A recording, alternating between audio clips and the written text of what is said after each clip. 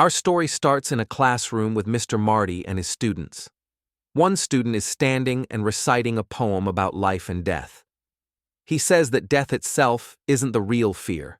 It's about whether or not we truly live before it comes. While the class is focused, Mr. Marty suddenly notices fire trucks and police cars rushing outside. He sees his students' expressions change as they also look outside, distracted. Curious, he asks them, "What's happening?"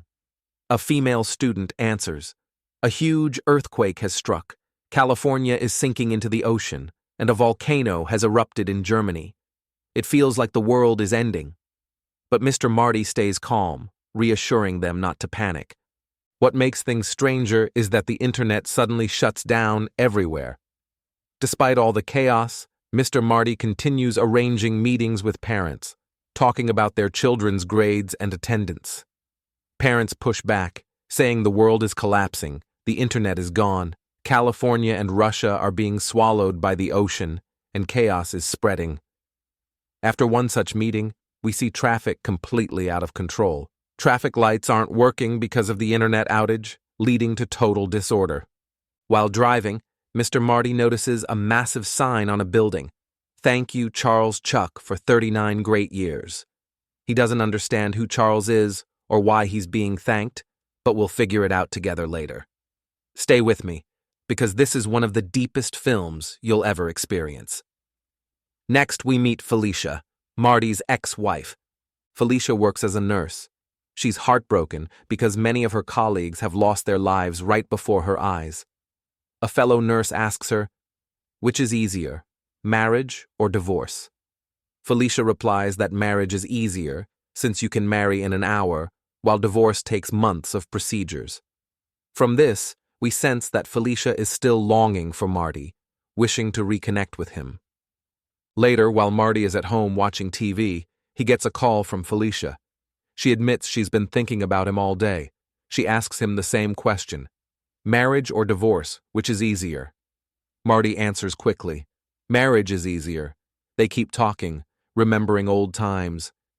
Felicia asks him to make her laugh like he used to.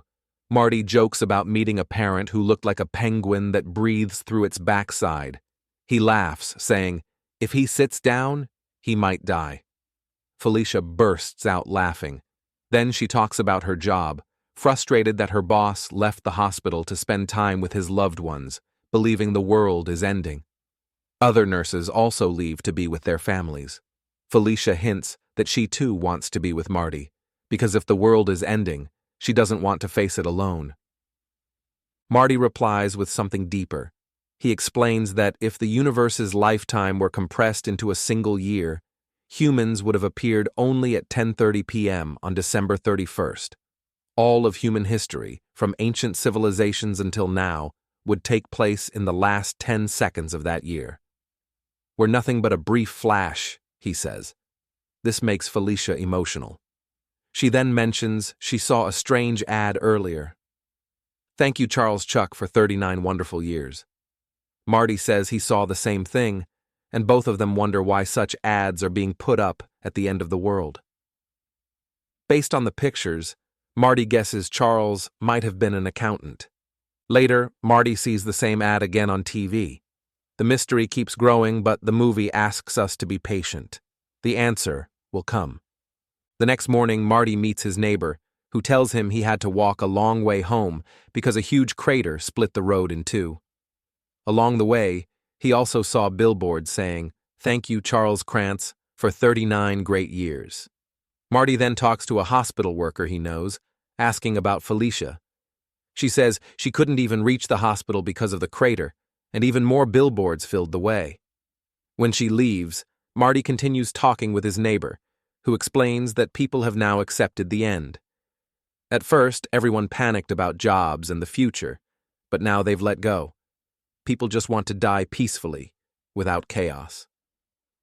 Suddenly, they both see a plane in the sky with the same message written across it.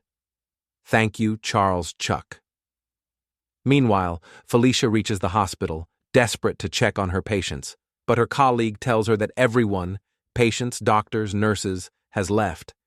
Suddenly, The empty heart monitors turn on at the same time, showing the exact same heartbeat, even though no patients are there. Felicia is stunned, as if all the machines are connected to one person. At the same time, Marty decides to find Felicia.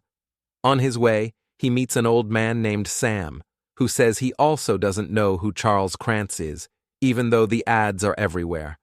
Sam introduces himself as a journalist studying weather phenomena and repeats the same universe analogy Marty once told Felicia, that humans appeared only in the final seconds of the year.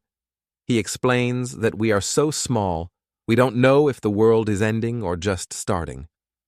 Later, Marty meets a young girl skating alone at night. She knows Felicia, saying she used to give kids candy. Suddenly, the power goes out, and all the houses light up with ads. Thank you, Charles Krantz, for 39 great years. Marty tells the girl to go home and rushes to Felicia's place. When she sees him, she runs into his arms. Marty asks about the strange ads, and Felicia replies, "They're everywhere." Then we finally see Charles himself, lying in a hospital bed, hooked to heart monitors, close to death. His wife and son sit by his side, holding back tears. The monitor shows the same number Felicia saw earlier. Back with Marty and Felicia, the two sit together outside, holding hands, looking at the stars.